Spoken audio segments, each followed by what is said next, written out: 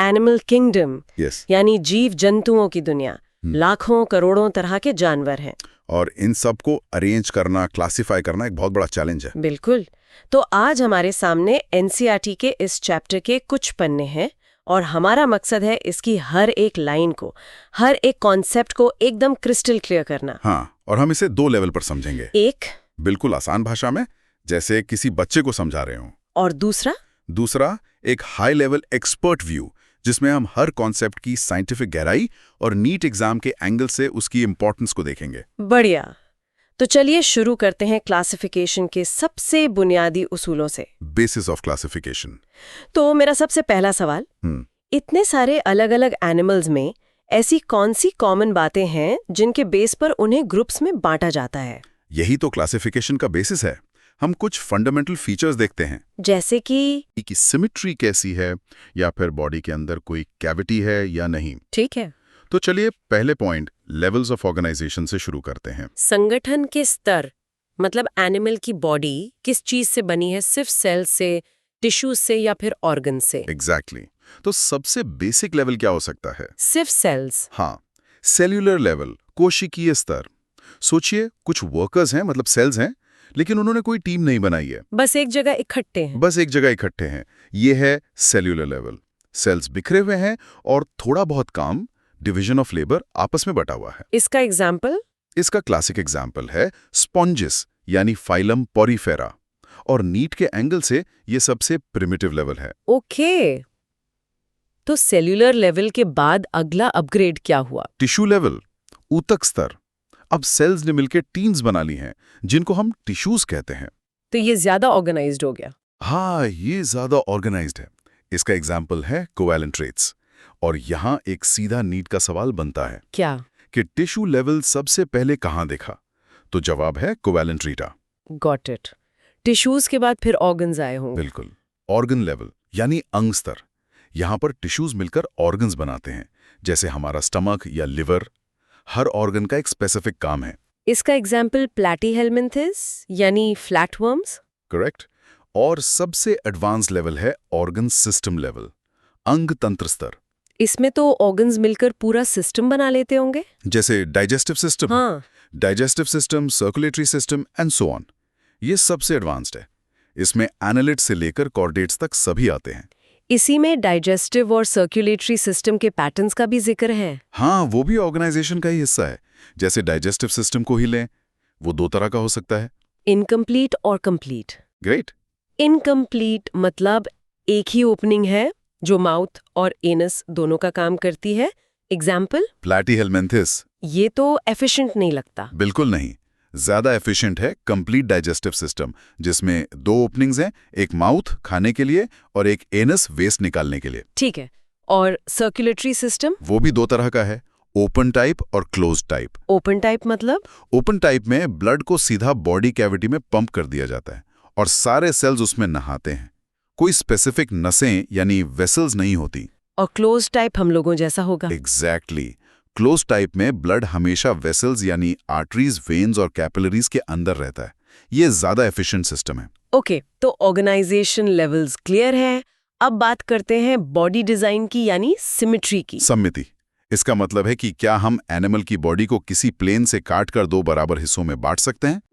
तो लेफ्ट और राइट 2 बराबर हिस्से बन जाएंगे? हाँ, पर उससे पहले सबसे सिंपल टाइप है एसिमेट्रिकल। असममित मतलब कोई सिमेट्री नहीं। कोई भी प्लेन बॉडी को 2 बराबर हिस्सों में नहीं काट सकता। एग्जाम्पल? ज्यादातर स्पॉन्जेस। ठीक है। इसके बाद आती है रेडियल सिमेट्री। असममिति। इसको पिज्जा की तरह समझिए। पिज्जा? कैसे? आप उसे सेंटर से गुजरने वाली किसी भी लाइन से काटो, वो 2 बराबर हिस्सों में कट जाएगा, है ना? हाँ, बिल्कुल। बस यही रेडियल सिमेट्री है। एग्जाम्पल?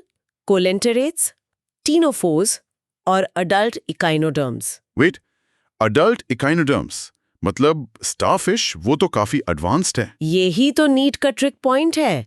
अडल्ट इकाइनोडर्म्स में रेडियल सिमेट्री होती है, लेकिन उनके लार्वे में बाइलैटरल सिमेट्री होती है। अच्छा, ये बहुत इंपॉर्टेंट पॉइंट है। Very important. और तीसरी और सबसे एडवांस्ड सिमेट्री है बाइलैटरल सिमेट्री। द्विपार्श्व सममिति। हाँ, इसमें बॉडी को सिर्फ एक ही प्लेन से 2 बराबर लेफ्ट और राइट हिस्सों में काटा जा सकता है, जैसे हम इंसान या वो क्रैब जो फिगर में है। इसके एग्जाम्पल्स? प्लैटीहेल्मिन्थीस से लेकर कॉर्डेट्स तक सभी। ओके, सिमेट्री भी हो गया। अब ये डिप्लो और ट्रिप्लो ऑर्गेनाइजेशन क्या है? सुनने में थोड़ा टेक्निकल लग रहा है। ये जर्म लेयर्स के बारे में। जब एम्ब्रियो डेवलप हो रहा होता है तो उसमें सेल्स की लेयर्स बनती हैं। जी, इन्हीं लेयर्स से पूरी बॉडी बनती है। ठीक है। तो अगर एम्ब्रियो में सिर्फ 2 जर्म लेयर्स हैं, बाहर वाली एक्टोडर्म और अंदर वाली एंडोडर्म, तो उसे कहते हैं डिप्लोब्लास्टिक। द्विकोर की। हाँ, और इन दोनों लेयर्स के बीच में एक नॉन सेलुलर जेली जैसी लेयर होती है जिसे मिजोग्लिया कहते हैं। एग्जाम्पल? कोलेंट्रेट्स। तो ट्रिप्लोब्लास्टिक का मतलब हुआ 3 लेयर्स। करेक्ट। इनके एम्ब्रियो में एक्टोडर्म और एंडोडर्म के बीच में एक तीसरी लेयर मीजोडर्म भी होती है। पर ये मेसोडर्म इंपॉर्टेंट क्यों है? ये बहुत ज्यादा इंपॉर्टेंट है क्योंकि ज्यादातर कॉम्प्लेक्स ऑर्गन्स जैसे मसल्स, हार्ट, किडनी इसी मीजोडर्म से बनते हैं। अच्छा, तो ज्यादातर एडवांस्ड एनिमल्स ट्रिप्लोब्लास्टिक ही होंगे। एब्सोल्युटली। प्लैटीहेल्मिन्थीस से लेकर कॉर्डेट्स तक सब ट्रिप्लोब्लास्टिक है। ठीक है, अब आते हैं कुलोम पर। ये बॉडी कैविटी है आम भाषा में। हाँ, ये बॉडी वॉल और गट वॉल के बीच की कैविटी है।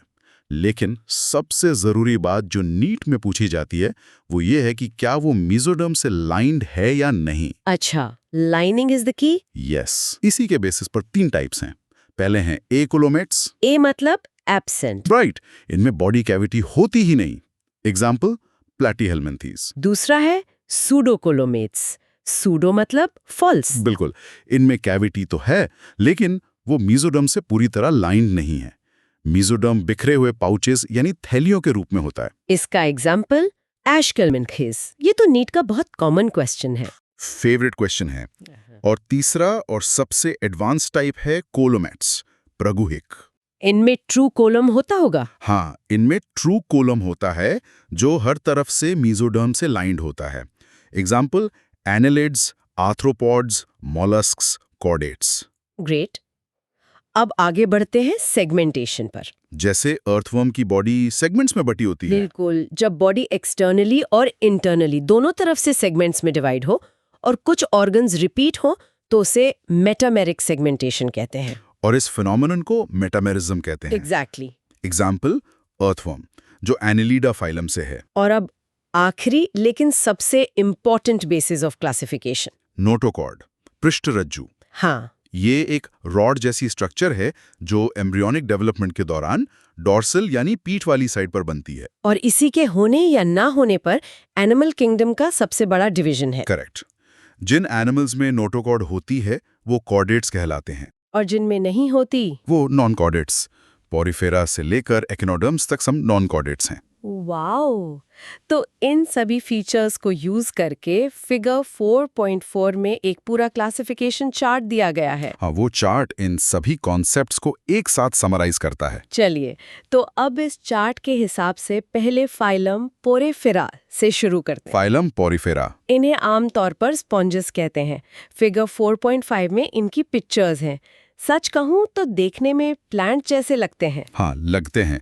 ये पानी में रहने वाले ऐसे जीव हैं जिनकी बॉडी पर बहुत सारे छेद यानी पोर्स होते हैं। इसीलिए इनका नाम पोरेफेरा है, पोर बेरिंग एनिमल्स। एग्जैक्टली। तो पानी इन छोटे छेदों जिन्हें ऑस्टिया कहते हैं से अंदर जाता है। ठीक है। फिर वो एक सेंट्रल कैविटी स्पॉन्जोकोएल से गुजरता है और एक बड़े ओपनिंग ऑस्क्यूलम से बाहर निकल जाता है। तो ये जो पानी का फ्लो है, इसी से इनके सारे काम होते होंगे। बिल्कुल, पानी का यही फ्लो इनके लिए खाना लाता है, रेस्पिरेशन में मदद करता है और वेस्ट को बाहर ले जाता है। इसे वाटर ट्रांसपोर्ट या कनाल सिस्टम कहते हैं। ये तो बहुत यूनिक फीचर है। ये इनका सबसे यूनिक फीचर है। अब एक एक्सपर्ट लेवल डिटेल। स्पॉन्जोसील और कनाल्स में कुछ खास तरह के सेल्स होते हैं। कौन से सेल्स? जोवेनोसाइट्स या कॉलर सेल्स। इन सेल्स में फ्लैजेला होते हैं जो पानी का करंट बनाते हैं। ये नीट अलर्ट है। जोवेनोसाइट्स पोरिफेरा का कैरेक्टरिस्टिक फीचर है। अच्छा, और डाइजेशन? डाइजेशन इंट्रासेल्यूलर होता है, मतलब सेल के अंदर। स्केलेटन किसका बना होता है? स्पेक्यूल्स या स्पॉन्जिन फाइबर्स का। रिप्रोडक्शन की बात करें तो ये हर्माफ्रोडाइट है। हाँ, मतलब एक ही इंडिविजुअल में मेल और फीमेल ऑर्गन्स दोनों होते हैं। फर्टिलाइजेशन इंटरनल होता है और डेवलपमेंट इनडायरेक्ट। इनडायरेक्ट डेवलपमेंट मतलब लार्वल स्टेज होता है। करेक्ट। अब इसके एग्जांपल्स में साइकॉन है, स्पॉन्जिला है। स्पंजिला तो फ्रेश वाटर स्पंज है ना? Very important point. ये इम्पोर्टेंट है क्योंकि ज्यादातर मरीन होते हैं। Very important point. और यू स्पंजिया है जिसे बाथ स्पंज भी कहते हैं। ठीक है। तो स्पंजेस से थोड़े ज्यादा एडवांस्ड एनिमल्स पर चलते हैं। हाँ। फाइलम कोइलेंटेराटा। या सिनेडेरिया। इनका नाम सिनेडेरिया क्यों है? ये इनके सबसे खास फीचर की वजह से। पहले सिंपल एक्सप्लेनेशन, ये पानी में रहने वाले जीव हैं जिनके पास टेंटिकल्स होते हैं, धागे जैसी स्ट्रक्चर्स। हाँ, और इन टेंटिकल्स पर स्पेशल स्टिंगिंग सेल्स होते हैं, जैसे करंट लगाने वाले छोटे छोटे कैप्सूल्स। वाओ! इन्हीं से ये अपना शिकार पकड़ते हैं। अब एक्सपर्ट डिटेल्स, ये रेडियली सिमेट्रिकल डिप्लोब्लास्टिक हैं और इनमें टिश्यू लेवल ऑफ ऑर्गेनाइजेशन होता है, जो हमने पहले डिस्कस किया था। हाँ, और इनका नाम पड़ा है सीनिडोब्लास्ट या सीनिडोसाइट्स की वजह से। ये स्टिंगिंग सेल्स हैं। ओके, और बॉडी के अंदर क्या है? बलबीटे बीच में एक गैस्ट्रोवैस्कुलर कैविटी होती है जिसकी सिर्फ एक ही ओपनिंग होती है, हाइपोस्टोम। डाइजेशन एक्स्ट्रासेल्युलर और इंट्रासेल्युलर दोनों होता है। कुछ कॉलेंट्रेट्स जैसे कॉरल्स का स्केलेटन कैल्शियम कार्बोनेट का बना होता है। बिल्कुल। अब इनकी बॉडी फॉर्म्स की बात करते हैं। फिगर 4.6 में दिखाया गया है। हाँ, पॉलिप और मेडूसा। पॉलिप जो है वो सिलिंड्रिकल और सेसाइल होता है, मतलब एक जगह टिका रहता है, जैसे हाइड्रा, अडैम्सिया। अडैम्सिया यानी सी एनिमन। करेक्ट। और मेडूसा अम्ब्रेला शेप्ड और फ्री स्विमिंग होता है, जैसे ऑरेलिया यानी जेलीफिश। और कुछ में ये दोनों फॉर्म्स ऑल्टरनेट भी करती हैं। हाँ, और ये एक बहुत फैसिनेटिंग फिनोमिनन है जिसे मेटाजेनेसिस कहते हैं। Alternation of generation. यस। कुछ निडेरियंस जैसे ओबेलिया में पॉलिप्स एसेक्सुअली मेडूसे बनाते हैं और फिर मेडूसे सेक्सुअली पॉलिप्स बनाते हैं। ये नीट के लिए इंपॉर्टेंट लगता है। मेटाजेनेसिस और मेटामॉर्फोसिस में क्या फर्क है, ये क्लियर होना चाहिए। एब्सोल्युटली। मेटाजेनेसिस 2 जनरेशन्स के बीच का ऑल्टरनेशन है, जबकि मेटामॉर्फोसिस एक ही इंडिविजुअल की लाइफ में होने वाला चेंज है, जैसे टैडपोल का फ्रॉग बनना। Got it. और कोलेंट्रेट्स के एग्जांपल्स? फिजेलिया, जिसे पोर्चुगीज मैन ऑफ वर्क कहते हैं, एडम्सिया, पेनाट्योला, सी पेन, गॉर्गोनिया, सी फैन और मियांद्रीना, ब्रेन कोरल, टीनोफोरा। टीनोफोर्स। इन्हें सी वॉलनट्स या कॉम जेलीज भी कहते हैं। नाम से लगता है समंदर में तैरती हुई शीशे जैसी चमकदार बॉल्स। फिगर 4.8 में प्लूरोब्रैकिया का जो चित्र है उससे थोड़ा आइडिया मिलता है, पर सुंदर दिखने के अलावा इनमें खास क्या है? इनकी खूबसूरती ही इनके सबसे बड़े राज छिपाए हुए हैं। पहली बात, ये सिर्फ समंदर में मिलते हैं, एक्सक्लूसिवली मरीन। अच्छा। और इनका शरीर एक बॉल जैसा है जिसे आप किसी भी एंगल से काटें वो 2 बराबर हिस्सों में बट जाएगा। इसे कहते हैं रेडियली सिमेट्रिकल। और ये अभी इवोल्यूशन की मतलब शुरुआती स्टेज में है, तो सिर्फ टिश्यूज हैं, ऑर्गन्स नहीं बने हैं अभी। बिल्कुल, इसीलिए ये डिप्लोब्लास्टिक है, मतलब सिर्फ 2 जर्म लेयर्स, एक्टोडर्म और एंडोडर्म। अच्छा, लेकिन एनसीईआरटी में इनके लोकोमोशन के बारे में एक बहुत स्पेसिफिक लाइन है, 8 एक्सटर्नल रोज ऑफ सीलिएटेड कॉम्प्लेट्स के बारे में। ये क्या चीज है? यही तो इनका आइडेंटिटी कार्ड है। आप इमेजिन कीजिए, इनकी बॉडी पर 8 लाइन से लगी हुई कंघियां हैं और हर कंघी पर हजारों छोटे छोटे बाल, मतलब सीलियां हैं। ओके। जब ये सिलिया एक साथ मूव करते हैं तो कीटोनोफोर पानी में आगे बढ़ता है। यही उनका इंजन है। नीट में सीधा सवाल बनता है, 8 कोम प्लेट्स किसका कैरेक्टरिस्टिक फीचर है? जवाब है सीटनोफोरा। और इनका वो चमकने वाला फीचर, वो जुगनू जैसा। हाँ, वो है बायोल्यूमिनेसेंस, मतलब लिविंग ऑर्गेनिज्म का रोशनी पैदा करना। एनसीईआरटी कहते हैं कि ये प्रॉपर्टी सीटनोफोर्स में वेल मार्क्ड है। वेल मार्क्ड, इसका मतलब? इसका मतलब है कि ये फीचर इनमें बहुत साफ तौर पर दिखता है। यही वो छोटी छोटी डिटेल्स हैं जिन पे स्टेटमेंट बेस्ड क्वेश्चंस बन जाते हैं। रिप्रोडक्शन भी सिंपल है, सेक्सेस अलग नहीं होते, मतलब हर्माफ्रोडाइट है, फर्टिलाइजेशन पानी में होता है और डेवलपमेंट इनडायरेक्ट है, मतलब एक लार्वल स्टेज से गुजरते हैं। चलिए, सीटनोफोरा से आगे बढ़ते हुए अब आते हैं चपटे कीड़ों पर, यानी फाइलम प्लैटीहेलमिन्थस। नाम से ही इनकी बॉडी शेप का पता चलता है। हाँ बिल्कुल। फिगर 4.9 में टेपवर्म, टेनिया फीते जैसा और लिवर फ्लूक फैसियोला पत्ते जैसा दिख रहा है। ये एवोल्यूशन में एक कदम आगे कैसे हैं? यहाँ से एवोल्यूशन ने गियर बदला है। सोच लीजिए, इनकी बॉडी ऐसी है जैसे एक कागज को ऊपर और नीचे से दबा दिया गया हो, बिल्कुल चपटी। और साइंटिफिक लैंग्वेज में इसी चपटी बॉडी को हम कहते हैं डॉर्सो वेंट्रली फ्लैटेंड। और इसी चपटी बॉडी के साथ एक बड़ा अपग्रेड आया। अब हम डिप्लोब्लास्टिक से ट्रिप्लोब्लास्टिक लाइफ फॉर्म में आ गए। एग्जैक्टली। एक मिनट, ट्रिप्लोब्लास्टिक यानी अब एक तीसरी मिडिल लेयर आ गई है, मीजोडर्म। इस नई लेयर के आने से क्या फर्क पड़ा? बहुत बड़ा फर्क। ये मेसोडर्म ही वो रेवोल्यूशनरी लेयर है जिससे आगे चलकर मसल्स, हार्ट, किडनीज जैसे कॉम्प्लेक्स ऑर्गन्स बनते हैं। मतलब कॉम्प्लेक्स बॉडी डिजाइन की नींव यहीं रखी गई। हाँ, अब ये रेडियली सिमेट्रिकल नहीं बल्कि बाइलेटरली सिमेट्रिकल हैं, यानी इनको सिर्फ एक ही प्लेन से दो बराबर हिस्सों में काटा जा सकता है, बिल्कुल हम इंसानों की तरह। लेकिन इनकी बॉडी के अंदर एक कमी भी तो है। एनसीईआरटी में एक टर्म है एकोलोमैट। इसका क्या मतलब है? ए मतलब एब्सेंट, कोइलम मतलब बॉडी कैविटी। ये ट्रिप्लोब्लास्टिक तो है पर इनके मीजोडर्म के अंदर ऑर्गन्स के लिए कोई खाली जगह यानी बॉडी कैविटी नहीं है। सब कुछ आपस में भरा हुआ है। तो ये नीड का एक हाई यील्ड पॉइंट हुआ। बिल्कुल, और पैरासाइट्स होने की वजह से इनमें होस्ट से चिपकने के लिए हुक्स और सकर्स जैसे एडेप्टेशंस भी होते हैं। इनके अंदर एक और स्पेशल चीज है, फ्लेम सेल्स। नाम बड़ा अजीब है, इनका काम क्या है? ये इनका प्रिमिटिव किडनी सिस्टम है। इन्हें फ्लेम सेल इसलिए कहते हैं क्योंकि माइक्रोस्कोप के नीचे इनके सिलिया की मूवमेंट एक टिमटिमाती हुई मोमबत्ती की लौ यानी फ्लेम जैसी दिखती है। अच्छा। इनके दो काम है, ऑस्मो रेगुलेशन यानी बॉडी में पानी का बैलेंस बनाए रखना, और एक्सक्रीशन यानी मेटाबॉलिक वेस्ट निकालना।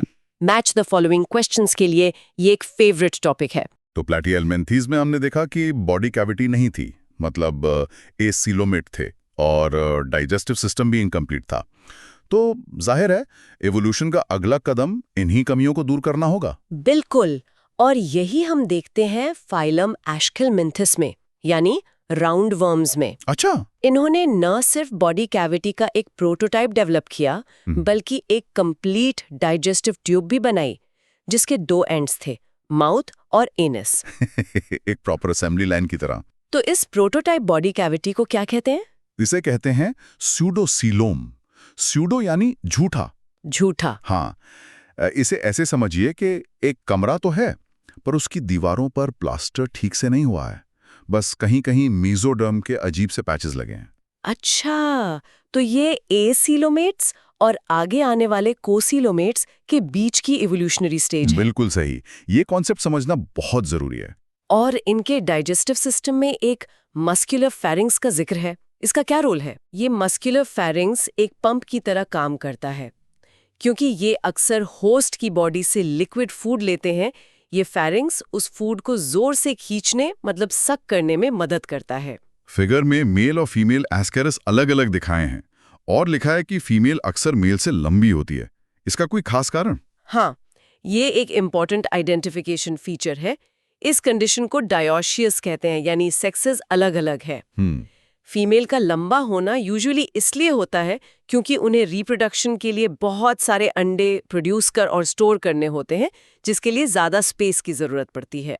तो अब तक हमने देखा कि कैसे लाइफ सिंपल टिश्यू लेवल सीडनोफोर से ऑर्गन लेवल फ्लैटवॉर्म्स तक आई और फिर राउंडवॉर्म्स में एक झूठी बॉडी कैविटी और कंप्लीट डाइजेस्टिव सिस्टम बना। तो अब इस कहानी में अगला चैप्टर क्या था? अगला चैप्टर था एक सच्ची बॉडी कैविटी का बनना, और ये क्रांति हुई फाइलम एनालिडा में। एनालिडा? हाँ, इनका नाम एन्युलस से आया है जिसका मतलब है लिटिल रिंग। अर्थवर्म्स और लीचेस इसके बेस्ट एग्जाम्पल्स हैं। इनकी पूरी बॉडी छोटे छोटे रिंग्स या सेगमेंट्स में बटी होती है। इस सेगमेंटेशन को मेटामेरिक सेगमेंटेशन कहते हैं। इसका फायदा क्या है? मेटामेरिक सेगमेंटेशन का मतलब है कि बॉडी एक्सटर्नली और इंटरनली दोनों तरफ से सेगमेंट्स में डिवाइड होती है और कुछ ऑर्गन्स हर सेगमेंट में रिपीट होते हैं। इससे बॉडी मूवमेंट में बेहतर कंट्रोल और फ्लेक्सिबिलिटी मिलती है। मतलब हर सेगमेंट एक सेमी इंडिपेंडेंट यूनिट की तरह काम कर सकता है। सही।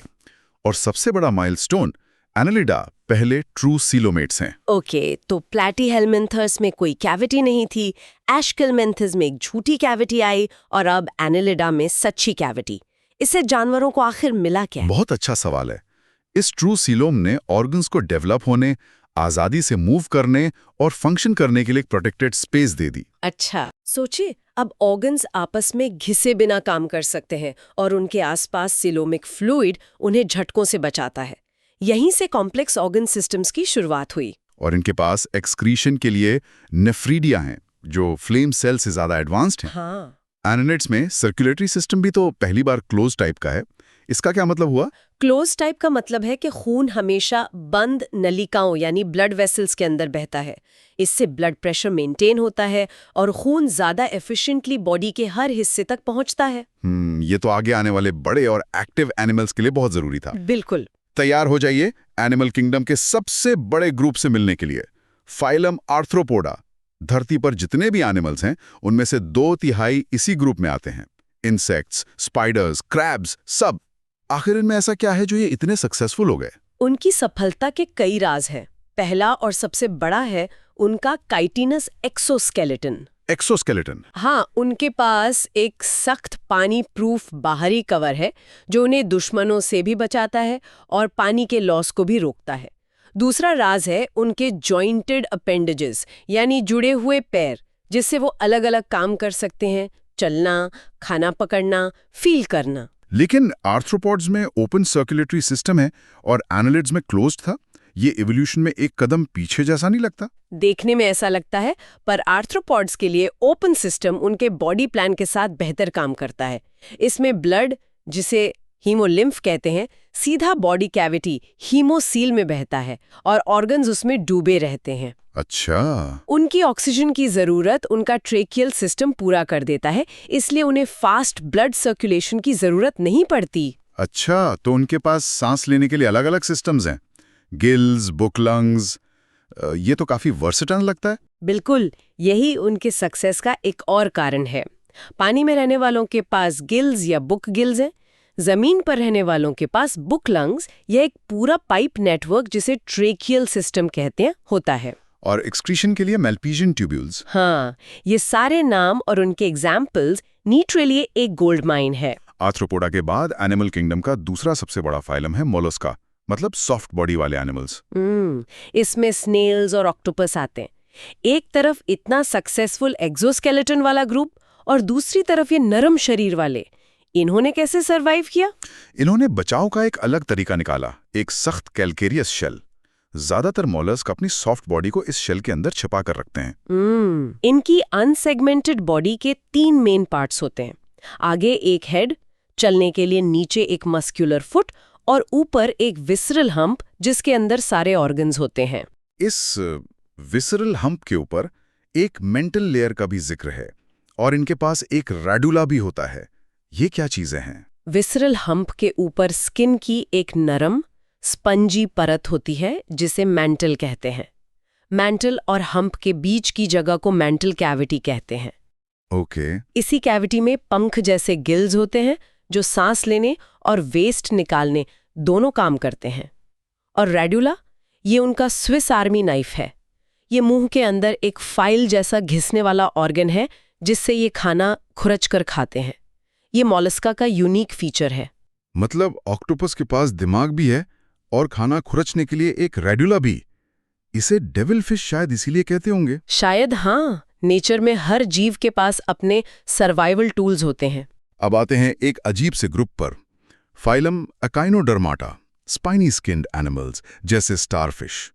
ये सभी सिर्फ समुद्र में रहते हैं। इनमें सबसे अजीब बात उनकी सिमेट्री को लेकर लगती है। हाँ, और ये नीट का एक क्लासिक ट्रिक क्वेश्चन है।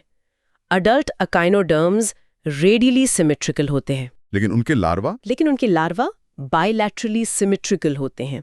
एक मिनट, तो ये पैदा किसी और बॉडी प्लान के साथ होते हैं और बड़े होकर एक पूरी तरह से अलग बॉडी प्लान अपना लेते हैं, ऐसा क्यों? ये उनके लाइफस्टाइल से जुड़ा है। उनके लार्वा फ्री स्विमिंग होते हैं और उन्हें आगे पीछे का सेंस होना जरूरी है, जिसके लिए बायलैटरल सिमेट्री बेस्ट है। अच्छा। लेकिन ज्यादातर अडल्ट एकाइनोडर्म्स या तो बहुत धीरे चलते हैं या एक जगह टिके रहते हैं। उनके लिए हर दिशा से फूड और खतरे का पता लगाना जरूरी है, जिसके लिए रेडियल सिमेट्री बेहतर है। और इनका सबसे खास फीचर जो किसी और फाइलम में नहीं है, वो वाटर वैस्कुलर सिस्टम। ये क्या है? ये उनका हाइड्रोलिक सुपर पावर है। उनके शरीर के अंदर पानी की नालियों का एक पूरा नेटवर्क है। इस सिस्टम की मदद से वो प्रेशर कंट्रोल करके अपने ट्यूब फीट को हिलाते हैं, जिससे वो चलते हैं, अपना शिकार पकड़ते हैं और सांस भी लेते हैं। माँ, एक सिस्टम और इतने सारे काम। एक और इम्पॉर्टेंट बात, इनमें एक प्रॉपर एक्सक्रीटरी सिस्टम एब्सेंट होता है। अब हम आते हैं नॉन कॉर्डेट्स के आखिरी फाइलम पर, जो एक इवोल्यूशनरी पजल की तरह है, फाइलम हेमिकॉर्डाटा। पहले ये कॉर्डेट्स के ग्रुप में थे, पर अब इन्हें नॉन कॉर्डेट्स में डाल दिया गया है। इन्हें क्लब से क्यों निकाल दिया गया? इनका आधा कॉर्डेट वाला स्टेटस इसी वजह से है। पहले इनके कॉलर रीजन में एक रॉड जैसा स्ट्रक्चर मिलता था, जिसे साइंटिस्ट ने गलती से नोटोकॉर्ड समझ लिया, जो कि कॉर्डेट्स का मेन फीचर है। हाँ, पर बाद में डिटेल स्टडी से पता चला कि वो नोटोकॉर्ड नहीं बल्कि स्टोमोकॉर्ड है। दोनों का स्ट्रक्चर और उनका एम्ब्रियोनिक ओरिजिन अलग है। बस इसी गलतफहमी के कारण इन्हें पहले कॉर्डेट्स में रखा गया था। अच्छा, तो ये क्लोज बट नो सिगार वाला केस हो गया। इनकी बॉडी वर्म लाइक है, जो 3 हिस्सों में बटी है, प्रोबॉसिस, कॉलर और ट्रंक। बिल्कुल। और इनके एक्सक्रीशन के लिए एक स्पेशल प्रोबॉसिस ग्लैंड होता है। बाकी फीचर्स जैसे ओपन सर्कुलेटरी सिस्टम, गिल्स से रेस्पिरेशन, ये सब नॉन कॉर्डेट से मिलते जुलते हैं। और इसके ठीक बाद आखिर में वो फाइलम जिसमें हम भी आते हैं, कॉर्डेटा। आखिर एक कॉर्डेट को कॉर्डेट क्या बनाता है? 4 ऐसी बुनियादी पहचान है जो हर कॉर्डेट में उसकी जिंदगी के किसी न किसी पल जरूर मौजूद होती हैं।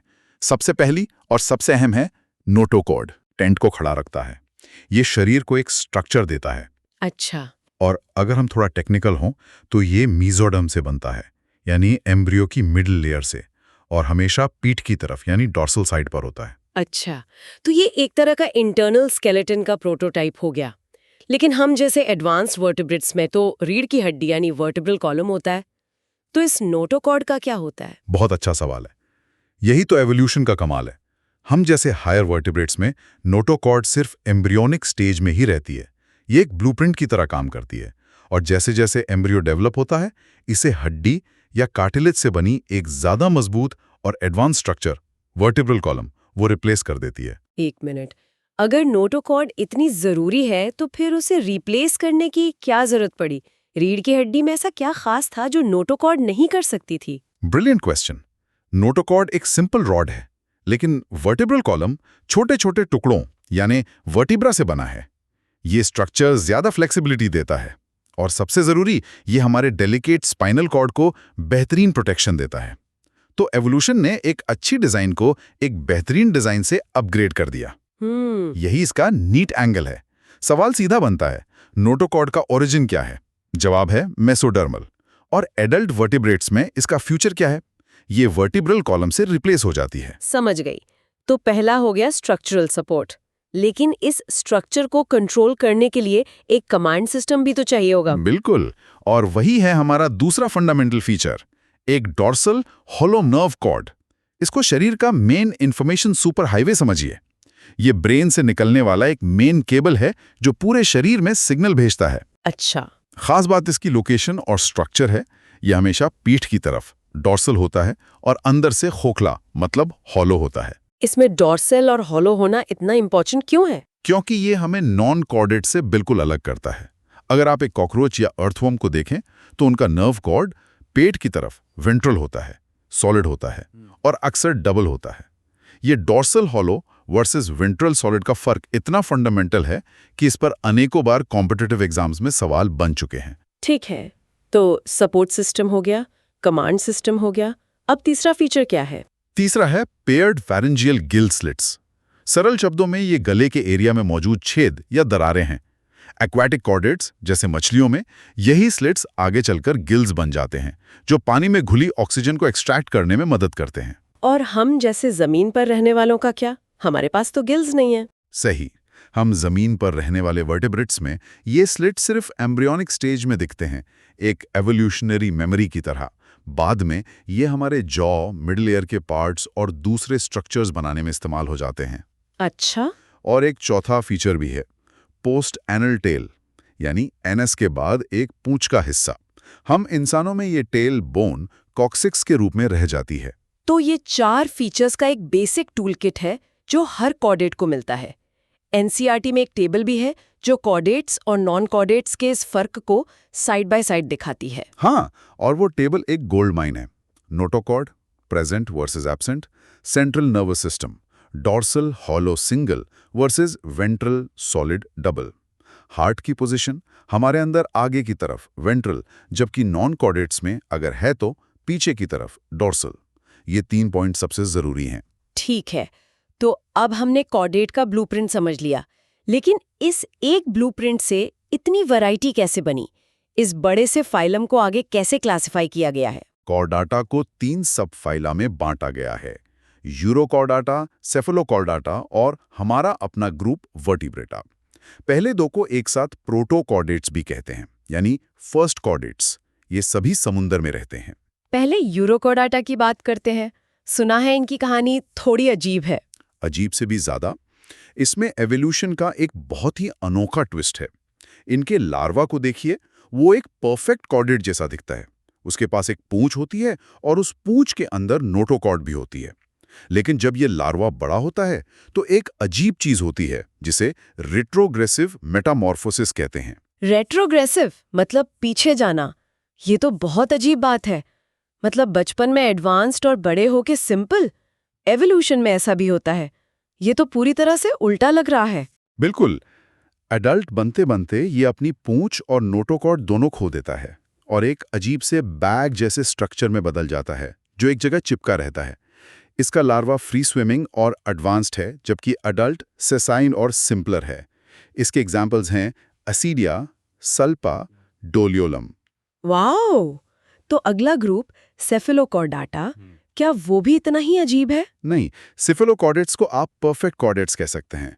इनमें नोटोकॉर्ड सिर से लेके पूंछ तक फैली होती है और यूरोकॉर्डाटा के उल्टा ये पूरी जिंदगी बनी रहती है। ये मछली जैसे दिखते हैं। इसका क्लासिक एग्जाम्पल है ब्रैंकियोस्टोमा, जिसे एम्फिऑक्सिस भी कहते हैं। तो इन दोनों को, यूरोकॉर्डाटा और सेफेलोकॉर्डाटा को, प्रोटोकॉर्डेट्स कहते हैं।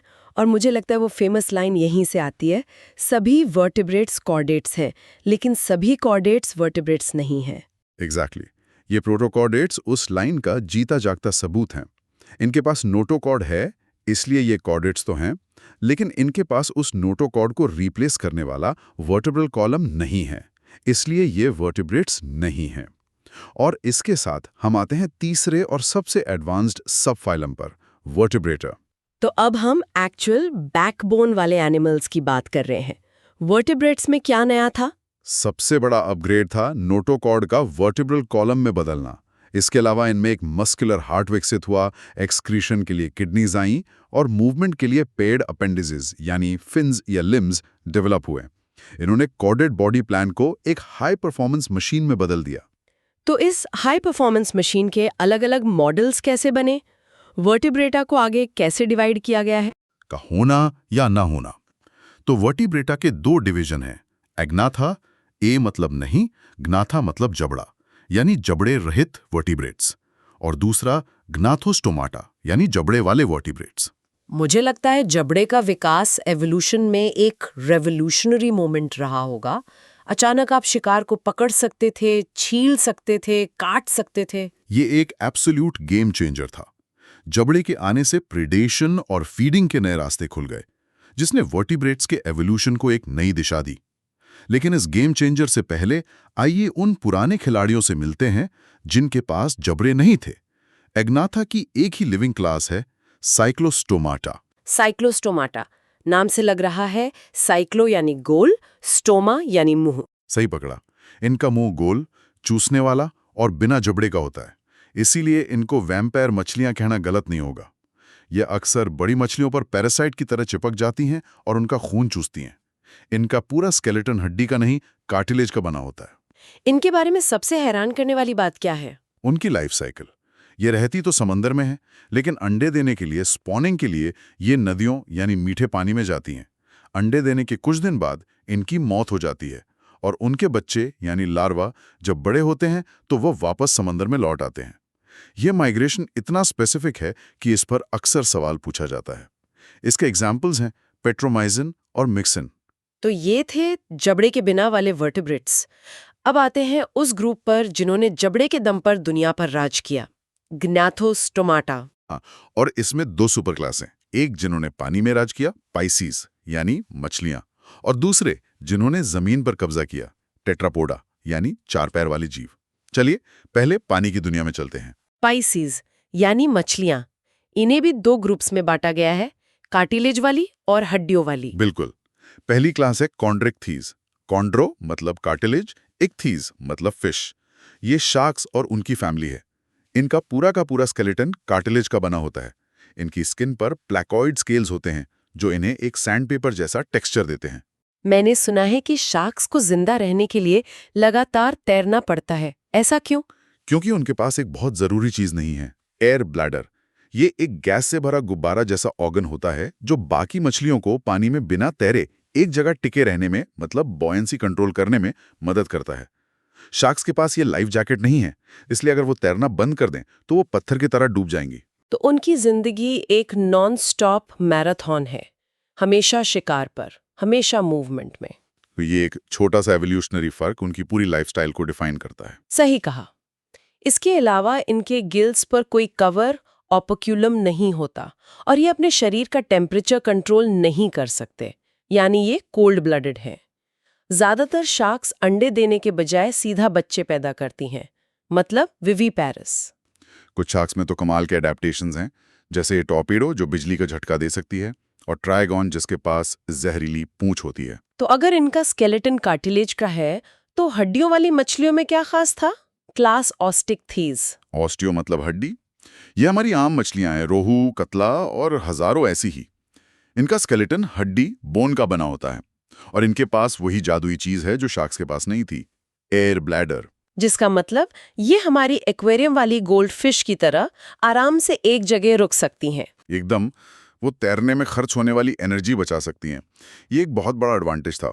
इसके अलावा इनके गिल्स एक ढक्कन यानी ऑपरक्यूलम से ढके होते हैं। ये ज्यादातर अंडे देती हैं, ओवीपैरस। एग्जाम के लिए इन दोनों क्लासेस के बीच का फर्क, एयर ब्लैडर और ऑपरक्यूलम का होना या ना होना, सबसे इंपॉर्टेंट है। तो ये था पानी का राज।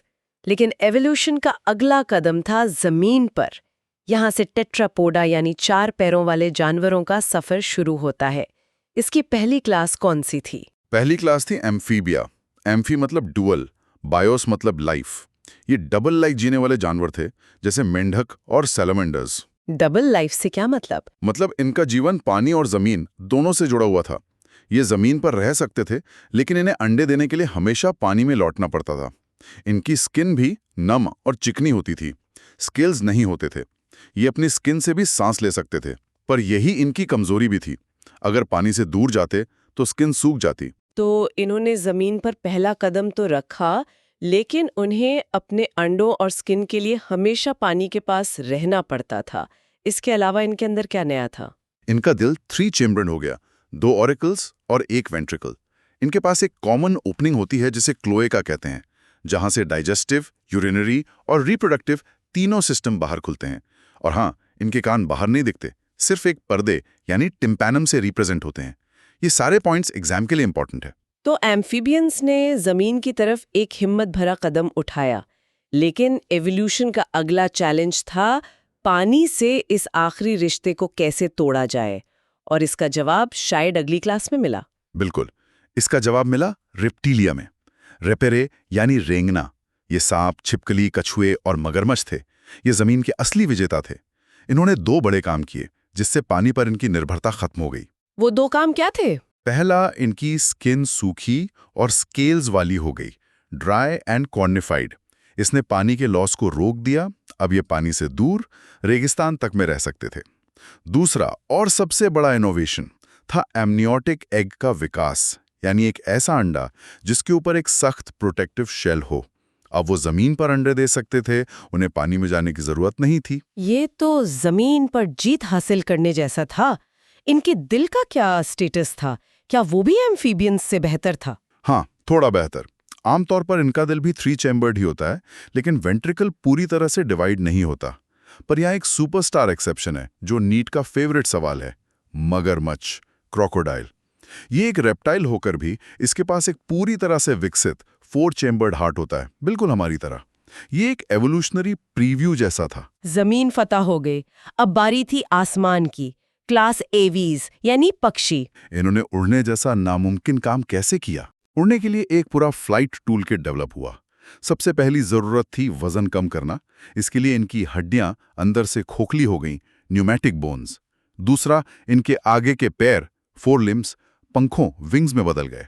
तीसरा, इनके जबड़े दांतों के बिना एक हल्की चोंच बीक में मॉडिफाई हो गए। पर उड़ने में तो बहुत एनर्जी लगती होगी, उस एनर्जी का इंतजाम कैसे हुआ? क्या बात है, वही सबसे इंपॉर्टेंट पॉइंट है। हाई एनर्जी के लिए दो चीजें चाहिए, कांस्टेंट बॉडी टेम्परेचर और एफिशिएंट ऑक्सीजन सप्लाई। इन्होंने दोनों हासिल किया। ये वार्म ब्लडेड हो गए, होम्योथर्मस, यानी अब ये मौसम के हिसाब से नहीं बल्कि अपनी बॉडी हीट से हमेशा एक्टिव रह सकते थे। और इनका दिल भी पूरी तरह 4 चेम्बर्ड हो गया, जो ऑक्सीजनेटेड और डीऑक्सीजनेटेड ब्लड को अलग रखता है, जिससे मसल्स को भरपूर ऑक्सीजन मिलती है। ये सभी एडेप्टेशंस फॉर फ्लाइट पर ढेरों सवाल बनते हैं। कमाल है। तो जमीन फतह हुई, आसमान फतह हुआ। अब आती है आखिरी और सबसे एडवांस्ड क्लास, मैमेलिया, यानी हम सब। हमें क्या चीज मैमल बनाती है? 3 चीजें हैं जो हमें बाकी सबसे अलग करती हैं। पहली और सबसे यूनिक, मैमरी ग्लैंड्स का होना, जिससे माएं अपने बच्चों को दूध पिलाती हैं। ये नर्चरिंग का एक नया लेवल था। दूसरा, हमारे शरीर पर बाल, हेयर का होना। और तीसरा, हमारे पास बाहरी कान यानी पिन्ने होते हैं। हम भी बर्ड्स की तरह वार्म ब्लडेड है और हमारा दिल भी 4 चेम्बर्ड है। लेकिन हम में एक बहुत बड़ा अपवाद भी तो है, जो क्लासिफिकेशन के नियमों को थोड़ा सा तोड़ता है। हाँ, और वो एक जिंदा एवोल्यूशनरी पजल है, प्लैटिपस, ऑर्निथोरिंकस। इसके पास बाल हैं, ये दूध पिलाता है, इसलिए ये एक मैमल है। लेकिन ये बच्चे पैदा करने के बजाय रेप्टाइल्स की तरह अंडे देता है, ओविपेरिस। ये हमें याद दिलाता है कि एवोल्यूशन हमेशा साफ सुथरी कैटेगरीज में फिट नहीं होता। तो आज हमने कॉर्डाटा के पूरे परिवार को समझा, एक सपोर्ट रॉड नोटोकॉर्ड से शुरू करके जबड़े के विकास, जमीन पर पहले कदम और फिर आसमान में उड़ने तक। ये एक शानदार एवोल्यूशनरी सफर था। बिल्कुल, हमने देखा कि एवोल्यूशन कैसे काम करता है। दिल 2 चैम्बर से 4 चैम्बर तक बेहतर हुआ, मेटाबॉलिज्म कोल्ड ब्लडेड से वार्म ब्लडेड तक एफिशिएंट हुआ। हर नई क्लास पिछली क्लास की कमियों को दूर करके आगे बढ़ी। हर क्लास एडेप्टेशन की एक अपनी कहानी है। जाते जाते सुनने वालों के लिए एक विचार छोड़ जाते हैं। जरूर। हमने प्लैटिपस के बाद की जो मैमल होकर भी अंडे देता है, जैसे रेप्टाइल्स, ये एक कनेक्टिंग लिंक है जो 2 अलग ग्रुप्स को जोड़ता है। सोचने वाली बात यह है कि हमारे आसपास और कौन से ऐसे जीवित जीवाश्म या लिविंग फॉसिल्स मौजूद हो सकते हैं जो क्लासिफिकेशन के बने बनाए दायरों को चुनौती देते हैं और हमें बताते हैं कि जीवन का विकास कोई सीधी रेखा नहीं बल्कि एक उलझी हुई खूबसूरत झाड़ी की तरह है।